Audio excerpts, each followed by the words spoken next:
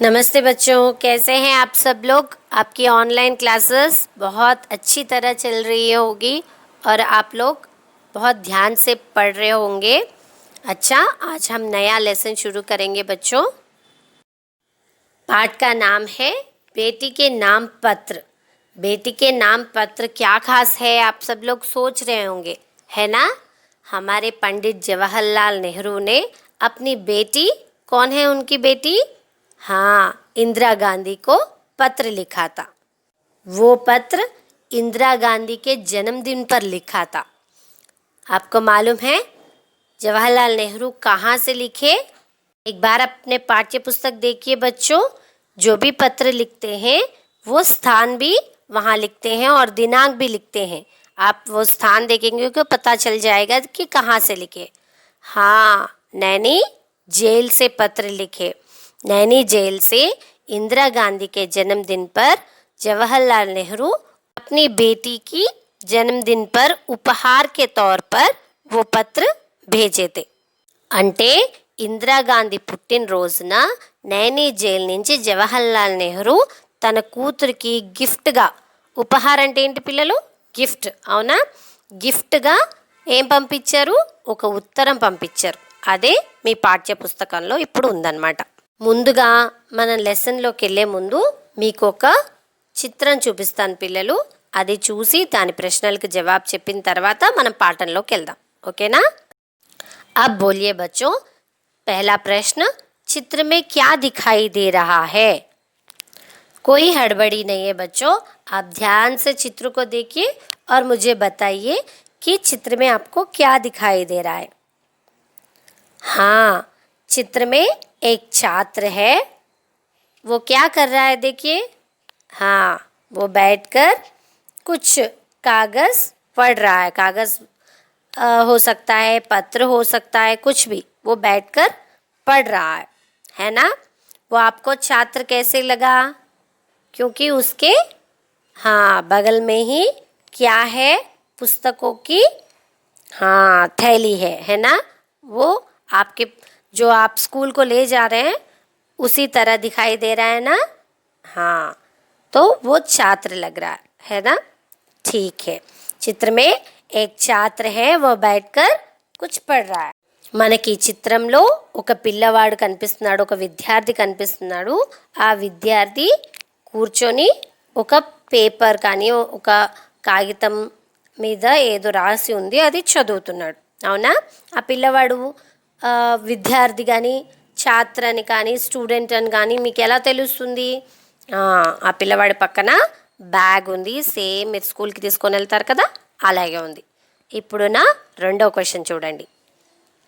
బాలక్ క్యా కర్ రహా హై, పిల్లవాడు ఏం చేస్తున్నాడు.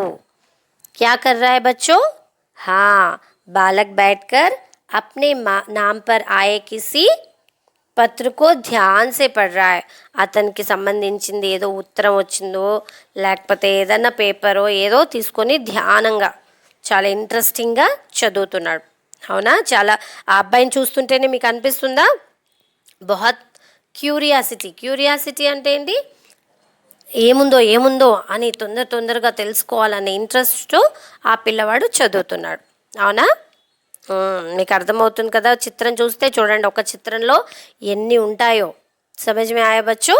वो छात्र बैठकर कुछ अपने नाम पर आया पत्र हो या कुछ भी हो वो पढ़ रहा है, ठीक है। अब तीसरा प्रश्न, हमारे जीवन में पत्रों का क्या महत्व है, మన జీవితంలో ఉత్తరాలకి గల విలువ ఏమిటి. हाँ बोलिए बच्चों। ये थोड़ा कठिन प्रश्न है ना। हाँ, पत्रों का क्या महत्व है टीचर, कुछ भी नहीं बोलते आप लोग, है ना। नहीं, बहुत महत्व है, क्योंकि हम एक सामाजिक प्राणी है. మనం సమాజంలో సంఘజీవులం, అవునా, సమాజంలో నివసిస్తున్నాం కాబట్టి మనకి ఏది కావాలన్నా. अब आप लोग 10वीं कक्षा पूर्ण करने के बाद आप लोग कॉलेज जाएंगे. यहाँ आपको इस स्कूल में हेडमास्टर को पत्र लिखना होगा कि टीसी अप्लाई करने के लिए, बोनाफाइड देने के लिए आपको पत्र लिखना होगा. और वहाँ कॉलेज में दाखिल होने के लिए पत्र लिखना होगा. और अपने दोस्त कहीं गांव में है, वहाँ है, यहाँ है, आप बात कितनी देर करेंगे? बातों से कुछ चीज़ें नहीं होती है, कुछ काम नहीं होता है, जहाँ पत्र बहुत सारे काम करवा देते हैं। अगर आप अपने हेडमास्टर के पास जाएंगे और मुझे टीसी के चाहिए बोलकर मुंह से बोलेंगे तो आपके हेडमास्टर टीसी देंगे नहीं ना, पत्र लिखने के बाद ही। और आप किसी कॉलेज को जाएंगे और बोलेंगे कि मुझे दाखिल होना है, देंगे क्या? नहीं ना। इसी तरह మనం కొన్ని పనులు సాధించుకోవాలి అంటే మనకి పత్ర ఉత్తరం రాయడం కంపల్సరీ వచ్చి ఉండాలి. కాబట్టే మీకు ఇది పెట్టారనమాట. మనం సమాజంలో ఎక్కడైనా బ్రతకచ్చు, ఎక్కడైనా వెళ్ళి ఉండొచ్చు, కానీ మన భావాల్ని వ్యక్తపరచడానికి మనం ఏ ఆఫీస్లో జాయిన్ అవ్వాలన్నా, లేకపోతే మనకు టీసీ కావాలన్నా, లేకపోతే మనం ఏదైనా కాలేజ్లో జాయిన్ అవ్వాలన్నా, ఏదైనా సరే ఉత్తరాల ద్వారానే. ఇప్పుడు మెయిల్స్ వచ్చేసాయి టీచర్, ఉత్తరాలు ఏముంది, ఫోన్స్ వచ్చేసాయి టీచర్ అంటారు. అయినా సరే మెయిల్స్ అంటే కూడా ఉత్తరాలే. మనం మెయిల్ ద్వారా ఒక లోన్కి అప్లై చేస్తున్నాం, లేకపోతే ఏదైనా సరే ఉత్తరాల ద్వారానేనమాట. సో మనకి ఉత్తరాలు, పత్ర అనేది చాలా ముఖ్యం. అది రాసే పద్ధతి కూడా చాలా అవసరం. కాబట్టి మీకు ఇవాళ ఈ పాఠ్య పుస్తకంలో మీకు ఇది పెట్టారు. ఓకేనా పిల్లలు? నెక్స్ట్ చూద్దాం. नैनी जेल 26 अक्टूबर 1930. प्रिय इंदिरा, जन्मदिन पर तुम्हें कई उपहार मिलते रहे हैं, शुभकामनाएं भी दी जाती रही है, पर मैं इस जेल में बैठा तुम्हें क्या उपहार भेज सकता हूँ? हाँ, मेरी शुभकामनाएं सदा तुम्हारे साथ रहेगी. ఇందిరా గాంధీతో జవహర్లాల్ నెహ్రూ ఉత్తరంలో ఏమని రాస్తున్నారు పిల్లలు? ప్రియమైన ఇందిరాకు, పుట్టినరోజు నీకు చాలా బహుమతులు అందుతూ ఉన్నాయి, శుభాకాంక్షలు కూడా ఇవ్వబడుతూ ఉన్నాయి, కానీ ఈ జైల్లో కూర్చొని నేను నీకేం బహుమతి ఇవ్వగలను, పంపగలను?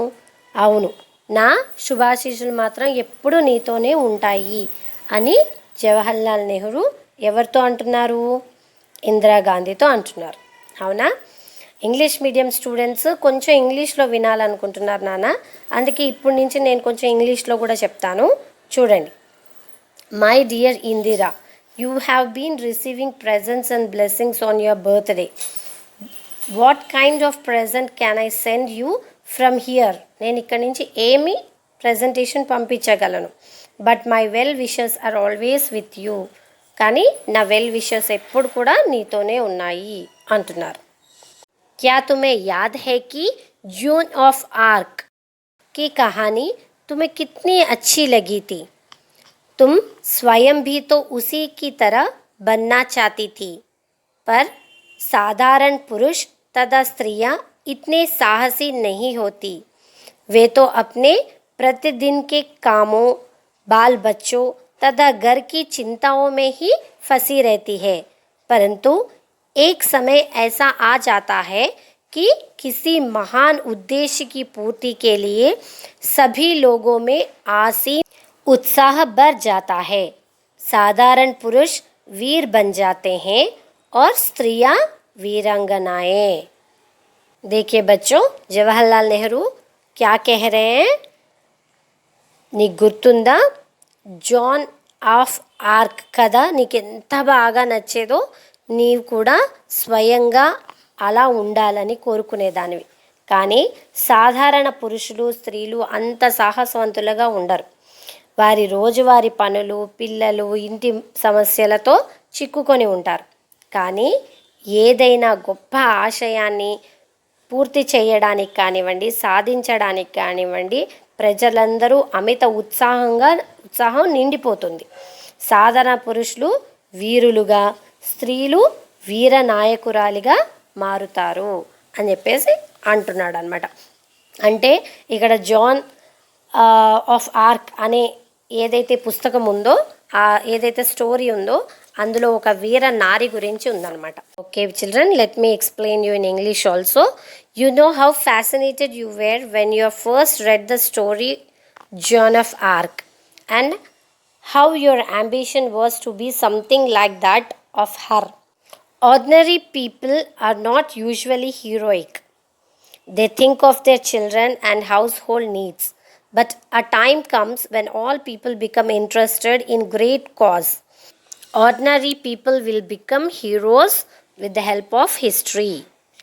చూడండి పిల్లలు, उद्देश्य महान उद्देश्य के लिए पूर्ति के लिए सभी लोग में ఆసీం ఉత్సాహ భర్ జాతి హై అని చెప్తున్నారు కదా. ఏదైనా మన ఉద్దేశం, ఏదైనా గట్టి ఉద్దేశం గురించి ఒక మనకు తెలియకుండానే ఒక మంచి ఇంట్రెస్ట్, ఒక మంచి ఉద్దేశం కోసం ఒక కొత్త శక్తిని మనలో నింపుకుంటాము అని చెప్పేసి ఎవరంటున్నారు?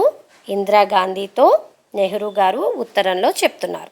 अब आगे देखिए बच्चों, आजकल हमारे भारत के इतिहास का निर्माण हो रहा है. बापू ने भारतवासियों के दुखों को दूर करने के लिए आंदोलन छोड़ा है. मैं और तुम बहुत ही भाग्यशाली है कि यह आंदोलन हमारे आंखों के सामने हो रहा है और हम भी इसमें कुछ भाग ले रहे हैं. एक महान उद्देश्य हमारे सामने है और इसकी पूर्ति के लिए बहुत कुछ करना है.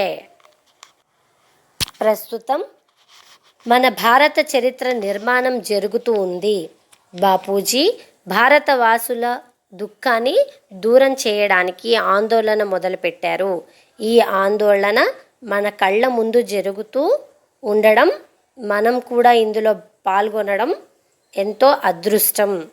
ఒక గొప్ప ఆశయం మన ముందు ఉన్నది. దీన్ని పూర్తి చేసేందుకు ఎంతో చేయాల్సి ఉంది అని చెప్పేసి ఎవరు చెప్తున్నారు? नेहरू जी इंदिरा गांधी से कह रहे हैं. समझ में आया बच्चों? अब इंग्लिश में देखिए. We are making history in India today. Bapuji is leading a movement to remove the sorrow of Indians. You and I both are fortunate to see this before our eyes and to take some part ourselves in this.